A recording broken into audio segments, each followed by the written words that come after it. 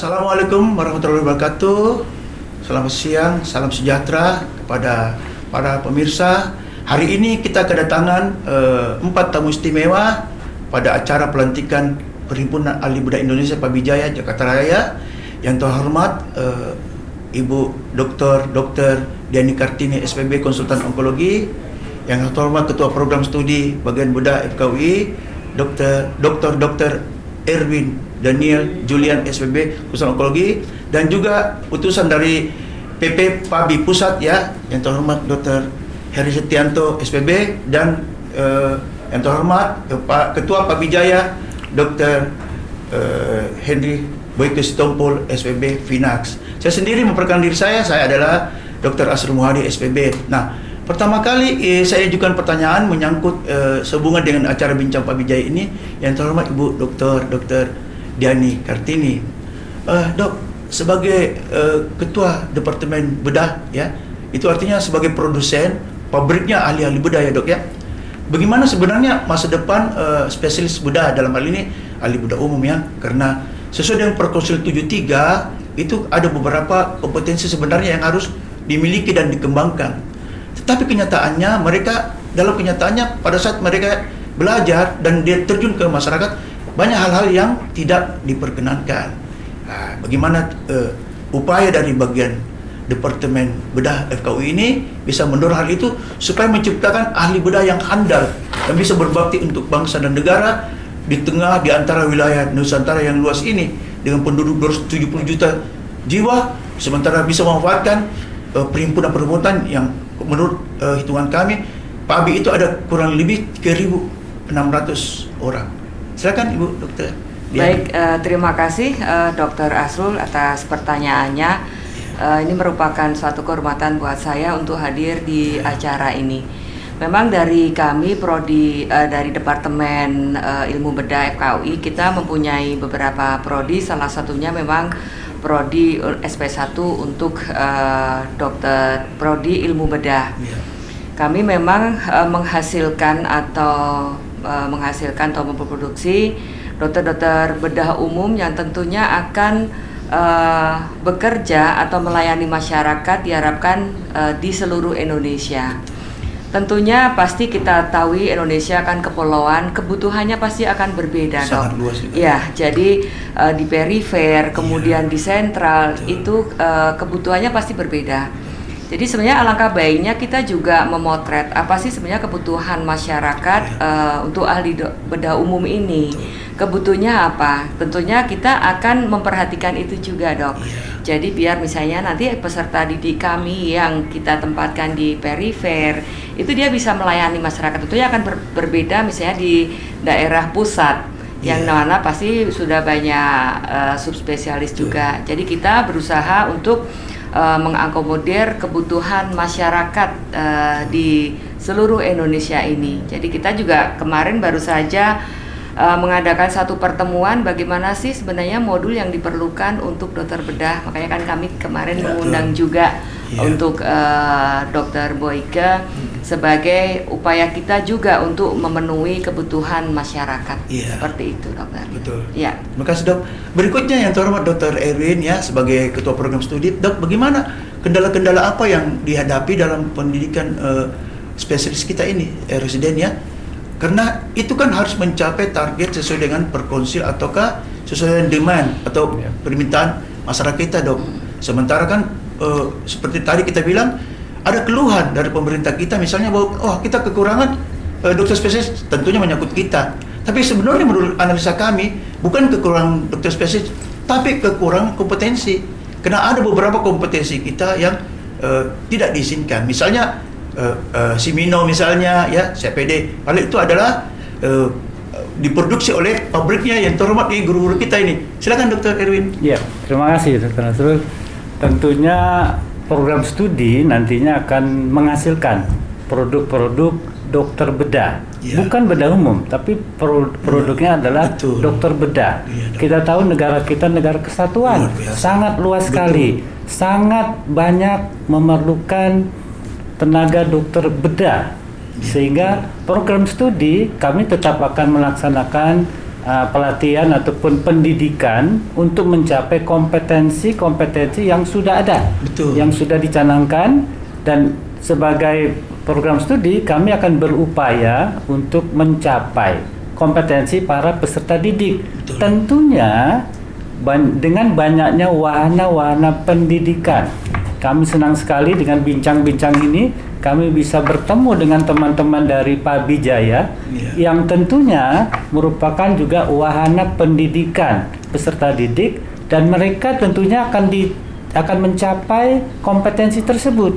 Betul. Nah, sehingga besar sekali keinginan kami bekerja sama dengan sebaik-baiknya, seluas-luas, sebanyak mungkin rumah sakit ataupun wahana pendidikan, sehingga meningkatkan kompetensi yang sudah ada oleh dokter bedah. Tentunya harus kita lihat kembali bersama dengan kemajuan teknologi, bersama dengan kemajuan informatika dan kemajuan yang ada di daerah. Artinya kompetensi yang ada itu harus dapat menyesuaikan dan harus dapat memberikan pelayanan bedah yang sebaik-baiknya. Sehingga bisa saja salah satu kompetensi mungkin diperlukan ditambahkan, tapi bisa juga kompetensi dirasakan tidak perlu lagi diberikan karena sudah banyak sejawat-sejawat lain yang sudah mengerjakan. Jadi bukan berarti kompetensi kita kerdilkan, tapi sangat dinamis, bisa berkembang, bisa ada perkurangan. Intinya PABI Jaya dan seluruh dokter bedah harus berupaya keras meningkatkan pelayanan bedah di seluruh Indonesia. Terima kasih Dr. Erwin ya. Kami berterima kasih sekali karena menurut pengamatan kami baru kali ini ada duet yang hebat itu di bagian FKUI, bedah FKUI, yang mengajak kita perhimpunan untuk bekerja sama. Kami juga harapkan begitu, bagian FKUI itu adalah tempat rujukan kami ya, tempat konsultasi, dan sebaliknya hasil luaran Bapak dan Ibu ini kita akan tampung bersama. Kalau perlu kita adakan MOU bersama, kita siap mendidik pendidikan secara di luar swasta misalnya, apabila ada rumah sakit negeri yang tidak tertampung. Demikian Ibu. Berikutnya saya akan bertanya kepada beliau yang terhormat Bapak Dr. Heri Setianto SPP Pinax sebagai utusan PP PABI pusat ya, sebagai sekjen PABI, bagaimana tentang meningkatkan harkat marwah martabat seorang ahli bedah di tengah persalinan era globalisasi yang begitu sengit itu, dan bagaimana kita berperan aktif turut membangun kesatuan bangsa di bidang bedah. Silakan Dr. Heri. Terima kasih Dr. Asrul. Jadi dari PP PABI kita mengakomodasi apa yang diperlukan oleh semua anggota, termasuk salah satunya adalah peningkatan kompetensi. Dalam kegiatan kita tahunan, kita pasti ada kegiatan namanya P2P2. Di sana ada kegiatan workshop. Jadi mungkin dari teman-teman sejawat yang di perifer, yang dulu dia tidak mahir melakukan sesuatu hal yang dia dapatkan kasusnya di daerah, dia bisa mengikuti tambahan, misalnya tentang pelatihan Simino, pelatihan misalnya tentang CAPD dan lain-lain, itu kita fasilitasi lewat kegiatan P2P2. Kemudian untuk masalah pergesekan, pasti ada itu di dalam prakteknya, pergesekan antar wilayah yang abu-abu yang kita bilang seperti itu. Jadi kita ada namanya bidang organisasi, di situ ada advokasi anggota. Di situ akan kita advokasi teman-teman kita. Jadi sebenarnya tidak ada larangan di dalam pelaksanaan pelayanan kepada masyarakat. Harus ada kompetisi ya, kompetisi bersama. Yang penting adalah, jadi istilahnya begini, seperti yang sampaikan oleh guru-guru saya, bibir sumbing itu punyanya siapa? Ada yang bilang punya bedah plastik, ada yang bilangnya punya bedah mulut, ada yang bilang punya hati-hati. Salah. Bibir sumbing itu adalah punya pasiennya sendiri. Terserah dia mau pergi kemana.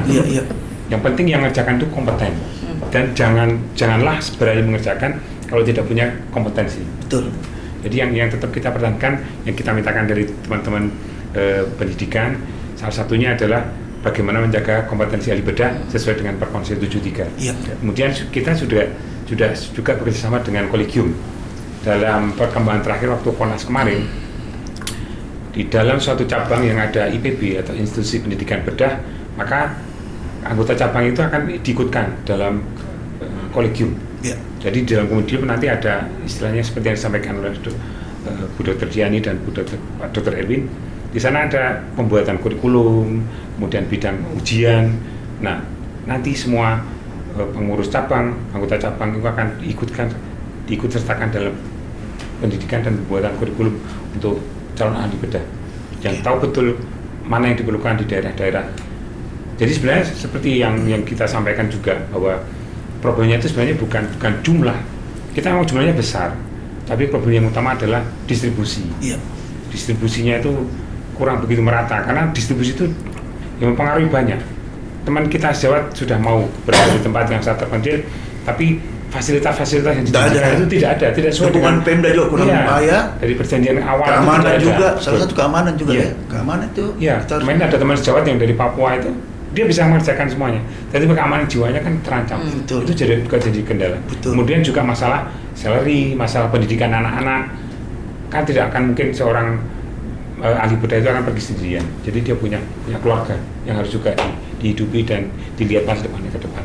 Ya. Mungkin itu dan Terima kasih ya Dr. Heri Setianto. Nah berikutnya nih saya bertanya nih yang paling berat juga ya karena salah satu ketua PABI yang sangat vital di ibu kota dengan jumlah spesialis bedah yang paling banyak gesekan, terutama tadi share kompetensi bersama ya. Bagaimana peran PABI Jaya dalam hal ini, bagaimana meningkatkan peran ahli bedah dengan baik dan amanah dan kuat bekerjasama dengan semua bidang dan bisa meningkatkan harkat marwah martabat ahli bedah Indonesia. Silakan Dokter. Ya, terima kasih Dr. Asrul atas pertanyaannya. Untuk PABI Jaya, ya, kita sebenarnya ada 5 subspesialis yang berada di dalam. Jadi terminologinya di dalam PABI, bukan di bawah PABI. Bukan. Itu adalah terminologi yang agak mengkerdilkan yang lain sehingga kadang-kadang sub itu merasa kok saya di bawah padahal dia di dalam kita. padahal dia di dalam Keluar, PABI. iya. Kalau begini, Enak. istilahnya begini dok. Jadi teman-teman sub itu adalah anggota PABI. Iya. Beliau-beliau itu Mendalami. lebih beruntung daripada kita. Iya. Karena kalau silakan seorang pendekar silat, beliau-beliau itu ilmunya lebih tinggi. Iya betul. Jadi yang diharapkan dari beliau-beliau itu adalah mengajarkan adik-adiknya yang kurang beruntung. Ya, Betul. sebentar. Tentang ilmu-ilmu itu. Jadi pertanyaan beliau tadi bagaimana ya. Jadi kami di PABI saat ini sudah melibatkan sub itu, bahkan salah satu ketuanya, ketua 3-nya itu dari Dr. Dedi Langsung. sebagai ini. Nah di bawah Ya. beliau tuh banyak sub-sub yang kita masukkan sehingga apapun namanya mengenai sub ya, kami berharap nanti sub-sub ini semua nanti bisa menjadi tempat sebagai konsultan ya, apa kasus-kasus ya, seperti tadi Kepala Leher sudah bilang kami mau on site untuk melakukan ini kalau dipanggil. Nah, itu salah satu contoh ya. Kemudian juga konsul bahwa banyak dokter bedah ini yang lulus S1 bedah, spesialis 1 ini ingin melanjutkan ke SP2 sub ke sub. Nah ini mereka inilah nanti tempat bertanya sebagai konsultannya. Saya mau masuk ini, nanti akan bertanya ke masing-masing yang 5 tadi. Nah itu salah satunya. Ya jadi upaya yang kita lakukan bahwa sub itu adalah di dalam PABI. Ya saya selalu menganalogikan begini. Kita itu mendapat warisan sebidang tanah dari bapak kita yang dulu ahli bedah yang tua-tua dulu ya. Nah, ketika yang kakak pertama ya itu melakukan menanam di sebidang tanah itu, dia menanam semua tanaman. Ada jagung, ada singkong, ada lada, segala macam dia tanam. Tapi hasilnya kan tidak maksimal gitu loh. Nah kemudian ada adiknya yang kedua, adiknya yang ketiga, kemudian saat dia tanam jagung khusus, sehingga dan itu yang namanya jagung itu bagus sekali hasilnya. Demikian juga adik yang ketiga, keempat itu mengkhususkan saya tanam bayam lah katanya. Jadi bayamnya bagus karena unggul semua ini tanaman. Nah, ya yang kakak pertama, ya kan hasilnya tidak sebagus-bagus yang ini karena mereka sudah memiliki ini. Tapi mereka kan tetap satu rumah. Ya, betul. Itu yang penting bagi kita, mereka satu rumah. Itu analogi yang saya pikirkan seperti itu kira-kira. Jadi bagaimana kita ini sebenarnya satu rumah besar PABI, terutama yang 5 sub itu ya, Kita tidak berbicara urologi atau itu kita nggak bicara ya, tapi yang 5 sub itu yang saya maksudkan. Ya. Ya, jadi kira-kira begitu Ya. analoginya. Jadi saya juga berterima kasih buat Dr. Diani, Dr. Erwin yang juga melibatkan kita dari perhimpunan ya, sehingga kita bisa memberikan masukan-masukan. Ya mungkin kalau di Jakarta ya, Jakarta itu mungkin sudah banyak teman-teman sub yang ini ya. Makanya Dr. Erwin kadang-kadang bukan berdanya tidak mengerjakan, tapi kasusnya nggak sampai. Ya. Tidak sampai. Karena sudah sampai di sub, di sub dulu gitu loh. Ya. Nah, ada permasalahan bahwa juga kita mesti mendidik dokter umum, dokter jaga, bahwa dia harus dididik bagaimana kompetensi. Kadang-kadang tuh dia bypass saja langsung ke, sehingga dokter bedah itu tidak mendapatkan. Jadi bukan tidak ngerjakan. Nah itu. Nah saya sebagai contoh begini ya. Mungkin Dr. Diani sama Dr. Erwin sebagai sub onkologi. Dokter bedah itu punya kemampuan untuk melakukan tracheostomy. Ya, Ya. betul. Punya kemampuan Ya. semua. Semua punya dididiknya. Tapi tracheostomy pada CA tiroid itu tidak gampang, tidak mudah itu. Ya. Di konsulat. Bukan, saya bisa. Iya. Mohon maaf, saya dulu berkali-kali mengerjakan pasang tracheostomy di CA tiroid. Tiroid. Ya, itu orangnya datang napasnya udah satu-satu begitu. Tapi begitu kita bebaskan, itu nggak semudah yang RW, ya. ya RW itu nggak gampang. Nah itu yang saya maksud. Saya gembira ya, Dokter FKUI bagian bedah FKUI itu di samping di institusinya memberikan pendidikan, tapi juga saya lihat sekarang ini buat mereka yang sudah tamat sudah ada JAS itu ya, JAS Jakarta Annual Surgical Symposium. Yeah. Nah itu bagian dari maintenance dari Peningkatan kompetensi. kependidikan. Ya itu. Nah mungkin saya berharap ke depannya nanti kami dari Babi Jaya, Dr. Erwin dan Dr. Ya, Diani, kerjasama. kami nanti akan mengembangkan diklat. Jadi pendidikan dan ini kami akan kembangkan ini. Karena kami merasa bahwa di Jakarta inilah banyak guru-guru atau SDM yang bisa kita mintakan nanti untuk memberikan pengajaran di ini nanti. Kita juga nanti Pak Wijaya punya podcast, punya webinar dan punya berbagai nanti gitu. Jadi sehingga nanti yang datang ke kita itu bukan cuma dokter bedah yang Jakarta, juga dari daerah nanti untuk ini. Kira-kira demikian. Iya. Dr. Rasnul. Terima kasih yang terhormat Dr. Diani Kartini. Makasih banyak Dr. Erwin, Dr. Heri Setianto dan Dr. Henry atas bincang-bincangnya. Saya bisa mengambil satu kesimpulan bahwa ada politik kalau kita bersama untuk menciptakan suatu seorang ahli bedah yang tangguh, seperti Dr. Erwin katakan tadi. Kami tidak mendidik ahli bedah umum karena itu katakan konotasi umum itu, maaf ya dok, orang bedah WC umum apa kita hilangkan sama dengan konotasi kita, maaf dok. Seperti dok keinginan Dr. Erwin tadi mengatakan kita mendidik ahli bedah. Jadi yang kedua tadi pendistribusian dok ya. Yang ketiga itu kita adalah bersatu dalam perhimpunan, berhimpun dalam persatuan. Dengan mengucapkan alhamdulillahirabbil alamin wabillahi taufiq wal hidayah, saya akhiri bincang-bincang santai ini. Terima kasih semua dok. Terima kasih. Terima kasih dok. Terima kasih dok. Terima kasih.